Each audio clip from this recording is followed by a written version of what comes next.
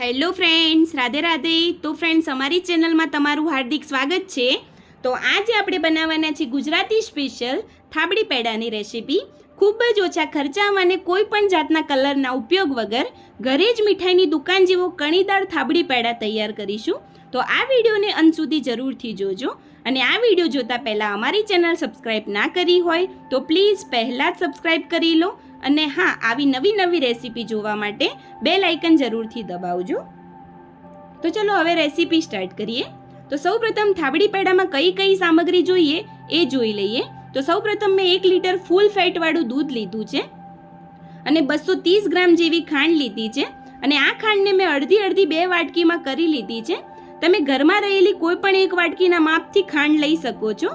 હવે આમાંથી અડધી વાટકી ખાંડ આપણે દૂધમાં ઉમેરીશું અને બીજી અડધી વાટકી ખાંડ છે આપણે કેરેમલાઇઝ કરીશું. હવે મેં અડધી ચમચી ફટકડીનો પાવડર લીધો છે અને આ મીઠાઈવાળી દુકાને આ જ પાવડરનો ઉપયોગ કરે છે, એટલે આપણે પણ ફટકડીનો પાવડર જ ઉપયોગ કરીશું. હવે આપણે એક જાડા તળિયાવાળી કઢાઈ લઈ લઈએ અને થાબડી બનાવવા માટે આપણે જાડા વાસણનો જ ઉપયોગ કરીશું. જો પતલું વાસણ લઈશું તો અંદર આપણી જે થાબડીનું મિશ્રણ હશે એ નીચે કઢાઈમાં ચોંટી જશે, એટલા માટે. હવે કઢાઈની અંદર જે ફૂલ ફેટવાળું 1 લીટર દૂધ છે એ એડ કરી લઈએ. હવે દૂધમાં આપણે ફાસ્ટ ગેસ રાખીને એક બોઇલ આવે ત્યાં સુધી આપણે એને ગરમ કરી લઈશું. હવે દૂધમાં સરસ રીતે એક બોઇલ આવી ગયો છે, તમે જોઈ શકો છો. હવે ચમચાની મદદથી દૂધને આપણે હલાવતા રહેવાનું છે. આવી રીતે આપણે દૂધને 1 મિનિટ માટે હલાવતા રહીશું. હવે મેં અડધી વાટકી જે ખાંડ લીધી હતી એ ખાંડને આપણે એડ કરી લઈએ દૂધની અંદર. અને ખાંડ નાખ્યા પછી ઓગળવાથી દૂધમાં થોડું પાણી રિલીઝ થશે ખાંડનું, એટલે આપણે એને સતત રીતે ગેસના ફાસ્ટ ફ્લેમ ઉપર આપણે એને ઉકાળીશું દૂધને. હવે જે આપણી ખાંડ છે સરસ રીતે ઓગળી ગઈ છે અને દૂધ પણ સરસ રીતે ઉકળી ગયું છે. તમે જોઈ શકો છો કે આપણી દૂધ પરફેક્ટ રીતે સરસ ઉકળે છે દૂધ. હવે એની અંદર આપણે અડધી ચમચી ફટકડીનો પાવડર એડ કરી લઈએ. અને આ ફટકડીનો પાવડર તમને કોઈ પણ જનરલ સ્ટોરમાં મળી જશે, એટલે તમે કોઈ પણ જનરલ સ્ટોરથી ખરીદી શકો છો. હવે આ ચમચાની મદદથી આપણે દૂધને સરસ રીતે હલાવતા રહીએ. હવે તમે જોઈ શકો છો કે ફટકડીનો પાવડર નાખવાથી દૂધ તરત જ ફાટવા લાગે છે. હવે આપણે ગેસની ફ્લેમ હાઈ રાખીને દૂધને સતત રીતે હલાવતા રહીશું, એટલે આપણું જે દૂધ છે સરસ રીતે ફાટી જશે. હવે તમે જોઈ શકો છો આપણું દૂધ સરસ રીતે ફાટી ગયું છે અને પનીરનો ભાગ અને પાણીનો ભાગ બંને અલગ અલગ થઈ ગયો છે. અને આપણે એક વાતનું ખાસ ધ્યાન રાખીશું કે ચમચાને આપણે સતત હલાવતું રહેવાનું છે, ગેસના ફાસ્ટ ફ્લેમ ઉપર જ રાખવાનું છે. જો આપણે ગેસનો ફ્લેમ ધીમો કરીશું તો આપણું જે પનીર છે ચવડ થઈ જશે. હવે આ કઢાઈને આપણે બાજુના ગેસ ઉપર હાઈ ફ્લેમ ઉપર મૂકી દઈએ અને હલાવતા રહીએ. અને આ બાજુ આપણે એક પેન લઈ લઈએ. હવે પેનની અંદર જે અડધી વાટકી ખાંડ છે એ એડ કરી લઈએ અને આ ખાંડને આપણે કેરેમલાઇઝ કરી લઈશું. અને બાજુમાં જે કઢાઈમાં પનીર અને પાણી છે એને પણ આપણે હલાવતા જ રહેવાનું છે, એને સ્ટોપ નથી કરાવવાનું હલાવતી વખતે.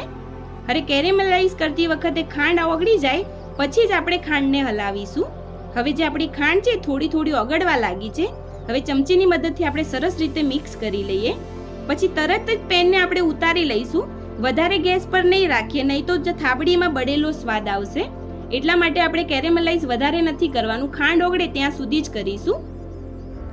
હવે જે આપણો પાણીનો ભાગ છે કઢાઈમાં, પનીર અને પાણીનો ભાગ એ સરસ રીતે ઉકળે છે. હવે પેનને આપણે નીચે ઉતારી લીધું છે. હવે આ કઢાઈને આપણે સતત રીતે હલાવતા રહીશું. હવે જે પાણીનો ભાગ છે થોડો બળવા લાગ્યો છે, તમે જોઈ શકો છો. અને પનીરનું અને પાણીનો ભાગ કમ્પ્લીટ એક સરખો થવા લાગ્યો છે. હવે એની અંદર આપણે કેરેમલાઇઝ વાળી ખાંડ એડ કરી લઈએ. અને આ ગેસનો ફ્લેમ ફાસ્ટ રાખવાનો છે, એનું ખાસ ધ્યાન રાખજો. આવી રીતે આપણે ધીમે ધીમે એડ કરતા જઈશું.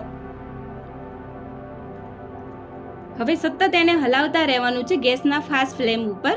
હવે આમાં જે અડધો પાણીનો ભાગ છે એ પ્રોપર બળી ના જાય અને મિશ્રણમાંથી ઘી છૂટું ના પડે અને મિશ્રણ પેન છોડી ના દે ત્યાં સુધી આપણે ગેસના ફાસ્ટ ફ્લેમ ઉપર આપણે એને સતત હલાવતા રહીશું. હવે તમે જોઈ શકો છો કે જે થોડું પાણી જે છે થોડું બળવા લાગ્યું છે.